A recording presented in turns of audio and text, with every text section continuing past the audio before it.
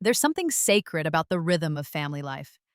For many of us in our later years, we come to appreciate the quiet gestures, the subtle changes, and the expressions that go beyond words, those familiar moments that whisper, something is different, something important is happening. That's why, for those who have long observed the Spanish royal family, recent events have stirred both public curiosity and quiet concern. Behind the polished appearances and carefully maintained protocols, there are signs, undeniable tender signs that not all is as it once was. And at the heart of this unspoken shift is Queen Sofia, the graceful matriarch of Spain's royal household, whose health and well-being seem to have become a growing concern not only for her devoted children, but for the many who admire her quiet strength. Queen Sofia has for decades embodied a dignified resilience. Her presence has always been reassuring even during the turbulent chapters of Spain's royal past, a figure of stability and grace. She's been there in times of celebration and in moments of solemn duty, often at her husband's side despite the well-known strains in their relationship. But in recent weeks, something has changed. While there has been no formal announcement, no royal decree or official update, the way King Felipe VI and his wife Queen Letizia have carried themselves suggests a growing concern for Queen Sofia's future. It's not spoken aloud, but rather seen in their softened expressions, their choice of words, and their deliberate gestures of care. This summer, as is tradition, Queen Sofia is expected to return to the island of Majorca, a place she has long held dear. It is not just a holiday destination for her. It is a refuge, a space where she and her beloved sister, Princess Irene, can breathe freely away from the pressures of royal formality. For those who have watched them stroll through the island's open-air markets or share a quiet dinner in a modest cafe, the bond between the sisters is unmistakable. Mallorca, with its gentle sea breezes and familiar paths, has become their shared sanctuary. They go there not as public figures, but simply as two women growing older together, finding comfort in shared memories and routines that have spanned a lifetime. However, this year's return to the island carries a different tone. While the trip itself remains part of their annual tradition, the circumstances surrounding it have shifted.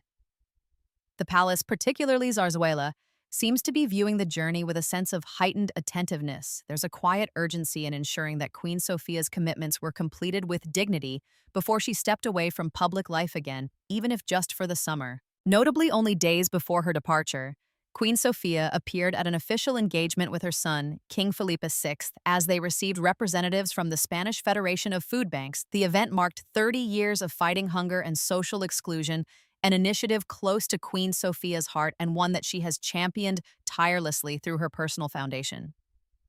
That appearance, graceful and poised as ever, seemed to signal more than just support for a worthy cause. It was a farewell of sorts, a gentle nod to duty fulfilled before retreating into a more private space. And perhaps it was also a message to the public, a quiet reminder that while age may slow the body, it does not diminish a lifetime of commitment, compassion, or quiet strength. It was touching to see King Felipe at her side not only as monarch but as a devoted son. And it's in that role that we now see him most clearly as a man deeply concerned for his mother's well-being. There is something poignant about watching a son, now king, extend such care toward the woman who once held his hand through life's earliest lessons. We've all in one way or another stood in that space between past and present, between our own role as child and the quiet realization that our parents will not be with us forever. It softens us, it humbles us, and in the case of King Felipe and Queen Letizia, it calls them to a more attentive, more present form of love. Their plans for the summer reflect this. While the king is scheduled to arrive in Majorca on July 24th, it is clear that this is not simply a vacation, it's a reunion that carries emotional weight. The intention is not just to relax, but to be close, to gather the family together, to share meals, laughter, and quiet moments, knowing that these days are precious. The king's daughters, Princess Leonor and Infanta Sofia, have also completed important milestones in their young lives. Leonor has spent long, challenging months at the Naval Academy, embracing her role as future queen with admirable dedication. Infanta Sofia, just as impressive, has concluded her studies in Wales, earning her international baccalaureate with grace and poise. For both young women, this summer offers a rare pause, a moment to step away from their demanding schedules and return to the comforting rhythm of family life. Their presence in Mallorca is not only expected but deeply welcomed. And although Queen Letizia's exact arrival date remains unconfirmed, there is a quiet understanding that she too will join when the time is right. This annual gathering, so seemingly routine, has taken on a deeper resonance.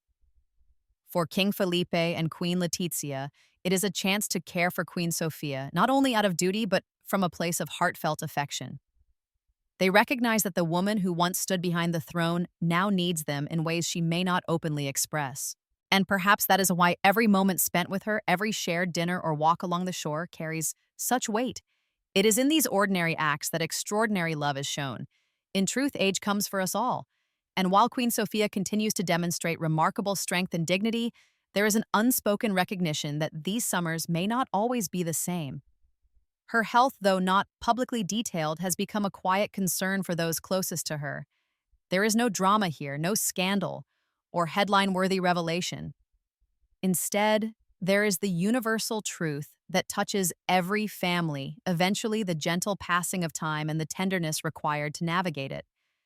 As many of us know, when you reach a certain age, you begin to measure life not by accomplishments or possessions, but by the memories you create with the people you love. You remember the sound of your mother's voice at twilight, the laughter of your children around a summer table, the feel of your partner's hand in yours during quiet walks.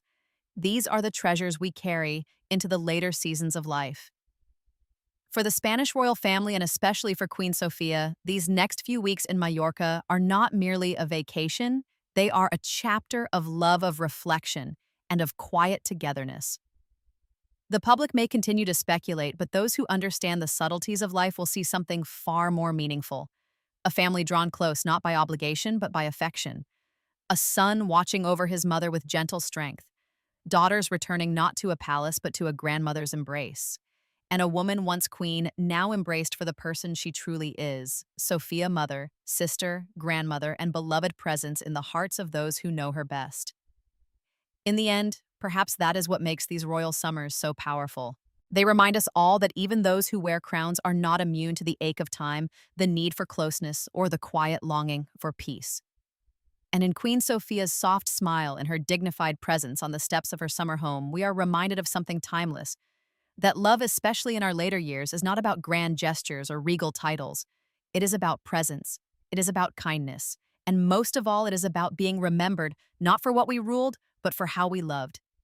As the gentle breeze drifts in from the Mediterranean and rustles the lace curtains of the old summer residence, Queen Sofia often sits quietly on the terrace, a soft shawl around her shoulders, her eyes lingering on the horizon. It's a ritual she's come to cherish, a moment of solitude before the day unfolds. Those close to her say she rarely speaks of the aches or the fatigue that have begun to visit more often.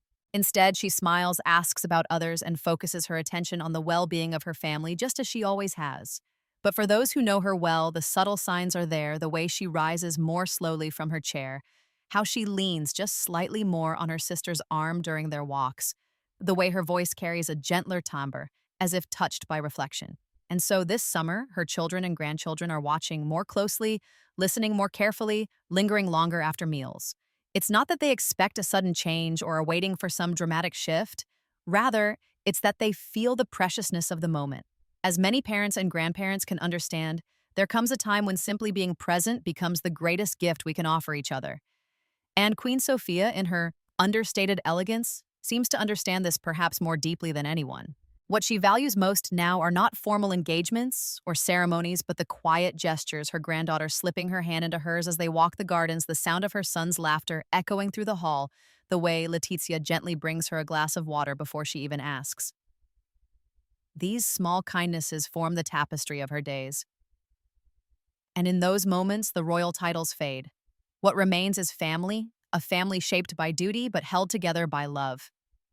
While the press continues to speculate and cameras capture only fleeting glimpses, the real story plays out behind closed doors in shaded courtyards and family kitchens, where meals are simple and heartfelt.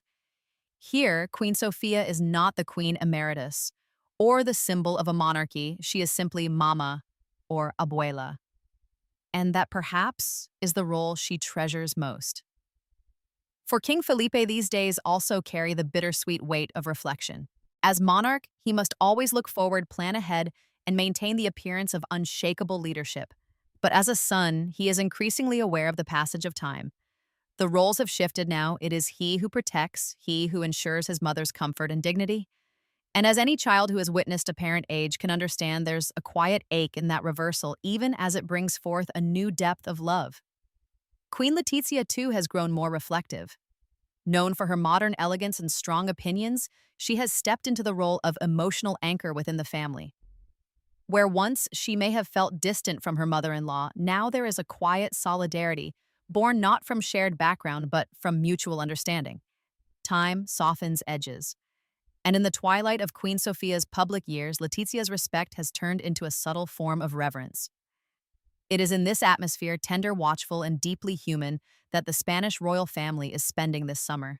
Away from the flashbulbs and the expectations, they are, in many ways, just like any family who has loved deeply, endured hardships, and now treasures the time that remains. And for Queen Sofia, perhaps this is her quiet triumph. Not the palaces, not the titles, not the ceremonies, but the knowledge that she has raised a family capable of love, care, and grace when it matters most. So, as the sun sets over Mallorca and the cicadas sing their evening lullaby, Queen Sofia closes her eyes, not with fear or regret, but with gratitude, for a life fully lived, for a family coming home, and for the soft, enduring truth that even as time moves forward, love when nurtured well never truly fades.